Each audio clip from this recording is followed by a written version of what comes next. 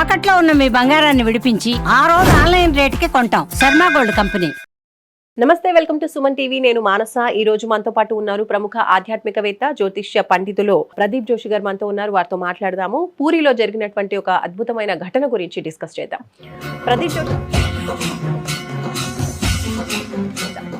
ప్రదీప్ జోషి గారు నమస్కారం అండి. పూరిలో ఒక అద్భుతం జరిగింది. మనం న్యూస్ లో చూస్తూ ఉన్నాము. గరుడ పక్షి పూరి పైన, ఆలయం పైన ఉండేటువంటి ఆ జెండాని తీసుకుని చుట్టూరా గుడి చుట్టూ ప్రదక్షిణ చేసింది. సో దీన్ని అందరూ కూడా చాలా అద్భుతంగా చూస్తూ ఉన్నారు. కాబట్టి దీన్ని ఏ విధంగా చూడొచ్చు? తర్వాత 2 రౌండ్స్ కొట్టిన తర్వాత గరుడ పక్షి అక్కడ నుంచి మాయమైపోవడం కూడా జరిగింది అని. అయితే ఆలయ అధికారులు మాత్రం ఇంకా స్పందించలేదు. ఎంతో పవిత్రమైనటువంటి ఆ జెండా గురించి, ఆ పక్షి అలా తిరగడం గురించి జ్యోతిష్యపరంగా మీరేం చెప్తారు? పూరి జగన్నాథ స్వామి దేవస్థానంకి సంబంధించి ఏదైతే గరుడ పక్షి జెండాని తీసుకొని వెళ్ళింది అనేటువంటి వార్త అయితే మేము చూస్తున్నాము. దీని జ్యోతిష్ శాస్త్రంలో, శకున శాస్త్రంలో దీని విశేషంగా కొన్ని విచారణ కొన్ని చెప్తారు. ఇప్పుడు మనకి గ్రహ కూటమి కూడా అంత బాగాలేదు, షష్టగ్రహ కూటమి. నేను ఆల్రెడీ ఇంతకు ముందు కూడా చెప్పాను, మే 15వ తారీఖు వరకు, అంటే ఏప్రిల్ 29 నుంచి మే 15వ తారీఖు వరకు గడ్డు కాలము, చాలా నెగిటివ్ టైం అని కూడా చెప్పాను. ఈ నెగిటివ్ టైంలో ఈ మొత్తం ఈ ఏప్రిల్ 28వ తారీఖు నుంచి చూసి మనం డైలీ చూస్తున్నాం, ఎక్కడో ఒక చోట భూకంపాలు వస్తూనే ఉన్నాయి, అంటే విపత్తులు జరుగుతున్నాయి. మొన్న మధ్యనే శాన్ ఫ్రాన్సిస్కోలో భూకంపం వచ్చింది, తర్వాత ఇండోనేషియాలోనూ భూకంపం వచ్చింది, తర్వాత బ్యాంకాక్ లో భూకంపం వచ్చింది, తర్వాత సమంత్ర దీవుల్లో కూడా మొన్న మధ్యనే భూకంపం వచ్చింది. సో ఇవన్నీ కూడా నెగిటివ్ ఇంపాక్ట్స్ మనకి గ్రహకూటమి తర్వాత మనకు కనిపిస్తుంది. అయితే ఈ మధ్యలోనే భారత ప్రభుత్వం తీసుకున్న ఒక నిర్ణయంతో చాలా పెద్ద ఇది జరిగింది. వీళ్ళు ఊచకోత మొదలయ్యింది. ఇక్కడ వెస్ట్ బెంగాల్లో మనం చూస్తానే ఉన్నాము, ఒక ఇద్దరిని దారుణంగా చంపేశారు, తర్వాత షాపులన్నీ తగలబెట్టేశారు అనేది మన వార్తల్లో ఆల్రెడీ చూడడం జరిగింది. సో ఇప్పుడు మనం అర్థం చేసుకోవాల్సింది ఏమిటంటే కనుక, ఇప్పుడు ఇది భారతదేశానికి చాలా గడ్డు కాలము. ఇప్పుడు చాలా అందరూ జాగ్రత్తగా ఉండాలి. ఇది భగవంతుడు కూడా ఒక సూచన ఇచ్చాడు. భగవంతుడి యొక్క వాహనమైనటువంటి గరుత్మంతుడు ఆ యొక్క ధర్మ సంకేతమైనటువంటి జెండాని పట్టుకొని ఆలయం చుట్టూ ప్రదక్షిణ చేశాడు అంటే అర్థం ఏంటంటే, సనాతన ధర్మాన్ని, ఈ యొక్క ప్రపంచం యొక్క శాంతిని కోరేటువంటి ప్రతి ఒక్కరు కూడా ఇక చాలా జాగ్రత్తగా ఉండాలి, ఐకమత్యంగా ఉండాలి, ధైర్యంగా ఉండాలి. ఇక నాకెందుకులే అన్న ఆలోచన నుంచి బయటకు రావాలి. ఇది బాగా గుర్తుపెట్టుకోండి. నాకెందుకులే, ఇది నా సమస్య కాదు అన్న ఆలోచనలో ఉండకూడదు. సమైక్యంగా ఉండాలి. ప్రతి ఒక్కరు, ప్రతి భారతీయుడు ఈ దేశము యొక్క సమైక్యతను, సమగ్రతను కాపాడడానికి ప్రతి భారతీయుడు సిద్ధంగా ఉండాలి. ఇది మనకి గరుత్మంతుడు ఇచ్చిన సంకేతం ఏంటంటే, రాబోయే కాలములో మన మధ్యన మత కల్లోలాలు, చిచ్చులు పెట్టడానికి కొంతమంది కొన్ని పన్నాగాలు పన్నుతారు.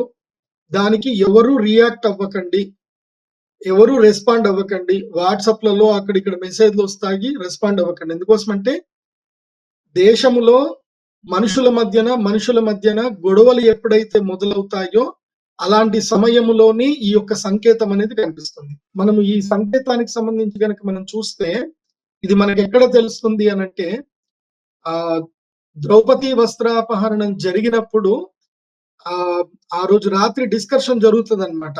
ఈ దుర్యోధనుడికి వీళ్ళందరూ డిస్కషన్ జరుగుతున్నప్పుడు నక్కలు గట్టిగా అరవడము, గరుడ పక్షి వచ్చేసి ఆ యొక్క కురువంశానికి సంబంధించిన పతాకాన్ని తెంపేయడం. సో ఇది సిమ్టమ్ అన్నమాట. అంటే యుద్ధం రాబోతుంది అనేది సిమ్టమ్. ఇది ఆల్రెడీ మనకి మహాభారతంలో ఇది ఎపిసోడ్ ఉంటుంది. ఇది మన మహాభారతంలో జరిగింది గతంలో.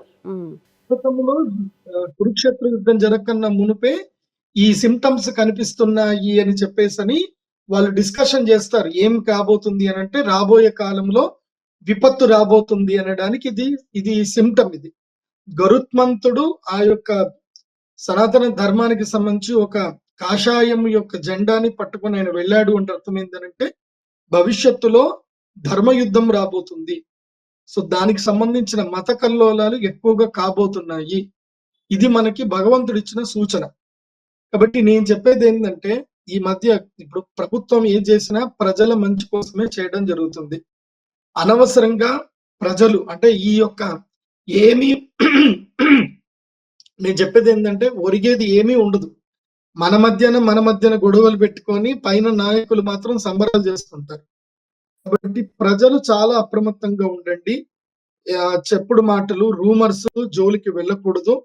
ముఖ్యంగా ఈ మత కల్లోలాలు ఎక్కువగా జరిగే అవకాశం ఉంటుంది కాబట్టి, ఆ మత కల్లోల విషయంలో ప్రజలు చాలా అప్రమత్తంగా ఉండండి. అందరూ సమైక్యతని పాటించండి.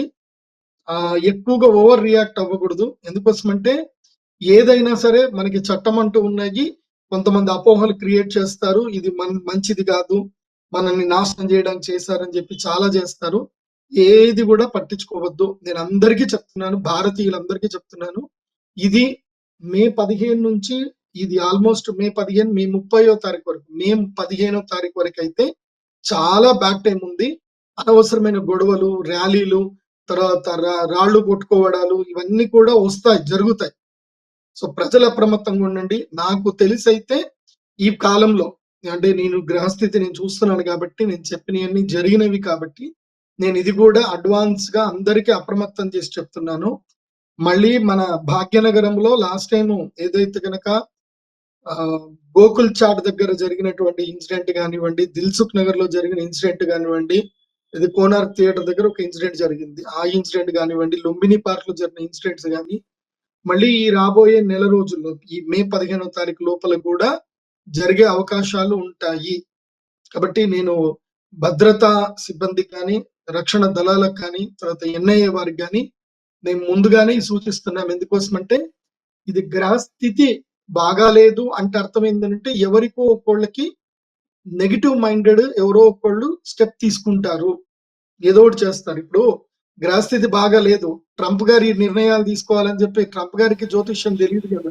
ట్రంప్ గారి దగ్గర ఉండి నువ్వు గ్రహస్థితి బాగాలేదు ఈ నిర్ణయాలు తీసుకోవాలని ట్రంప్ కి ఎవరు చెప్పలే కదా. చూడండి, స్టాక్ మార్కెట్ మొత్తం కూడా బ్లడ్ మార్కెట్ అయిపోయి కంప్లీట్ స్టాక్ మార్కెట్ కుదేలైపోయింది. ఇది ఆల్రెడీ నేను ప్రీవియస్ గానే మనం ప్రెడిక్ట్ చేయడం కూడా జరిగింది, సుమన్ టీవీలోనే చెప్పడం జరిగింది. సో నేను చెప్పేది ఏంటంటే, ఇప్పుడు మనుషులకి మనుషుల మధ్యన తగాదాలు కావాలని పెడతారు. ఎవరు ఓవర్ रिएक्ट अव्वకండి. मैं सब लोगों को ये बोल रहा हूँ, ज्यादा रिएक्ट मत हो जाइए, क्योंकि आपस में हम लड़े तो वो ऊपर लोगों वाले खुशी हो जाते हैं. हम आपस से लड़े तो कुछ भी फायदा नहीं है, क्योंकि ना फाइनली हम जाके देखे तो हमारा घर वाले को हम समझना चाहिए, हम घर वाले को खाना रखना चाहिए. फाइनली हमको खुद का काम करना चाहिए, हमको गवर्नमेंट को टैक्स पे करना चाहिए. कोई आके हमको कोई भी 1 रुपए भी नहीं देते. आप लोग सब लोग समझ लीजिए एंड आराम से रहिए कि किसी का जो मकसद रहता है ना, वो मकसद को आप फुलफिल मत कीजिए. उससे जितना भी झगड़ा हो जाओ कुछ भी फायदा नहीं है. किसी को भी फायदा नहीं है. इंडिविजुअल को किसी को भी कोई फायदा नहीं होता है. जो कुछ मकसद लोगों को फायदा होने के लिए हमारा भारत में, हमारा इंडियंस के लोगों में ये झगड़ा रखने के लिए कोशिश करते हैं. मैं सारे लोगों को, इंडियंस को मैं ये कह रहा हूँ, आप आराम से रहिए, डोंट पैनिक. ఇది మాత్రం అంటే చెప్తున్నాను. గురుగారు, గరుడ పక్షి తిరగడం అనేది నిజంగా గరుడ పక్షి అలా చేయడం అంత ఆంతర్యం ఉందంటారా? గరుడ పక్షి నిజంగా జెండా అలా తిప్పడం అనేది అంత చెడుకు ఈ సూచన అని చెప్పొచ్చా? గరుడ పక్షి రావడం లేదంటే అనేది పూరిలో అలా అంత పవిత్రమైన జెండాని తీసుకొని తిరగడం వల్ల ఇది సూచిస్తున్నారని చెప్పుకోవచ్చా? చెప్తున్నాను కదా. ఇప్పుడు జెండాలు విరిగిపోవడము, జెండాని ఎవరైనా ఏవైనా పక్షులు వచ్చి తీయడము, అందులోనూ పక్షిరాజు గరుడు వచ్చి తీశాడు అంటే విపత్తు రాబోతుంది అని అర్థం. ఇది జ్యోతిష్ శాస్త్రంలో ఉంటుంది, పక్షి శాస్త్రంలో కూడా ఇవి ఉంటాయి. పక్షులు మనకి భవిష్యత్తు సంకేత సూచకాలు కూడా చూపిస్తాయి. మనకి చిన్నప్పటి నుంచి కూడా తెలుసు, కాకి వచ్చి మన ఇంటి మీద వాలింది, అరిచింది అంటే చుట్టాలు వస్తున్నారు అని చెప్పి మన తెలుగు వాళ్ళలో ఎక్కువ నానుడు. సో అట్లాగే ఈ గరుడ పక్షి ఆ యొక్క జెండాను తీసుకెళ్లడం అనేది మాత్రం ఇట్స్ నెగిటివ్ సిమ్టమ్. భవిష్యత్తులో చాలా దారుణం జరగబోతుందని ఆల్రెడీ అది ఏ రోజైతే జెండా తీశారో అదే రోజు వెస్ట్ బెంగాల్లో అరాచకం జరిగింది. సో ఇద్దరిని చంపారు, ఎన్నో వాహనాలు తగలబెట్టారు. ఈ విషయంలో మాత్రం ప్రభుత్వాలు మాత్రం చాలా అప్రమత్తంగా ఉండాలి. ఈ ఏవైనా సరే సంఘటనలు జరిగితే మాత్రం ఇమ్మీడియట్లీ డ్రోన్ కెమెరాలు ఎగరేయాలి. ప్రతి ఒక్కళ్ళు ఎవడెవడైతే గనక రాళ్ళు విసురుతున్నారో వాళ్ళందరినీ కూడా వీడియో కెమెరాలో క్యాప్చర్ చేయాలి. తర్వాత ఏఐ సహాయంతోటి అందరినీ పసిగట్టాలి. సేమ్ యోగి ఆదిత్యనాథ్ గారు ఎట్లాగైతే బుల్డోజర్లు ఎక్కిస్తారో ఆందోళన చేసి ప్రభుత్వ ఆస్తులు, ప్రజల ఆస్తులు ఎవరైతే నష్టపరుస్తారో వాళ్ళ ఇల్లు మొత్తం కూల్చేయాలి. ఇది మాత్రం ఇప్పుడు ప్రభుత్వాలు చాలా స్ట్రిక్ట్ గా తీసుకోవాలి. మే 15 వరకు నెగిటివ్ టైం ఉంది, జాగ్రత్తగా ఉండాలి. Right. Thank you so much Pradeep Joshi గారు. పూరి జగన్నాథ్ ఆలయంలో ఎంతో పవిత్రంగా భావించేటువంటి ఆలయం పైన ఉన్నటువంటి జెండాని ఏదైతే ప్రతిరోజు మారుస్తూ ఉంటారో ఆ జెండాని గరుడ పక్షి తన నోట్లో పట్టుకుని తిప్పడం అనేది జ్యోతిష్యపరంగా చూసినట్లయితే కదా కొంచెం నెగిటివిటీ ఉన్నటువంటి పరిస్థితి అని చెప్తూ ఉన్నారు. కాస్త కాబట్టి ఈ సమయంలో అంటే మే 15th వరకు కూడా అందరూ జాగ్రత్తగా ఉండాలి. అలాగే గ్రహ కూటమి కూడా అంత అనుకూలంగా లేదు కాబట్టి ఇప్పుడు నెగిటివిటీ ఎక్కువగా ఉండే పరిస్థితి ఉంది కాబట్టి అందరూ కూడా జాగ్రత్తగా ఉండాలి. చూస్తూనే ఉండండి సుమన్ టీవీ. నమస్తే.